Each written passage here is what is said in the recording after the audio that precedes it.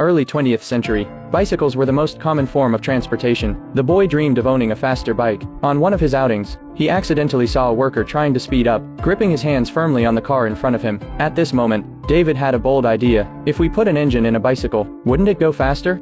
So he and his friends began to practice, using discarded parts. They assembled the world's first Harley motorcycle. It was still powered by pedals, just like a bicycle. Tom took it for its first test ride. The motorcycle caused a sensation in the town. He rode the bike with delight. He didn't push it back until he ran out of gas. In order to make the motorcycle go faster and farther, Tom decided to use all his savings to officially develop the product. But just then, David received his acceptance letter from the university and was ready to leave. He was happy to share the good news, but Tom was furious, because he had invested all his money in the project. Jerry didn't give up. He took his first generation Harley to a motorcycle race. But before the race even started, the engine caught fire, and the whole crowd laughed. Without an engineer, Tom had to pay a fortune to have it repaired. In order to increase the popularity of Harleys, they continued to race, but the judge ruled that the bike was overweight, and refused to let them on the track. Then Tom had a great idea. At the start of the race, Jerry started quietly from outside the track on his Harley. He was as fast as the riders on the track. Jerry went faster and faster. Eventually, he broke through the fence and entered the field.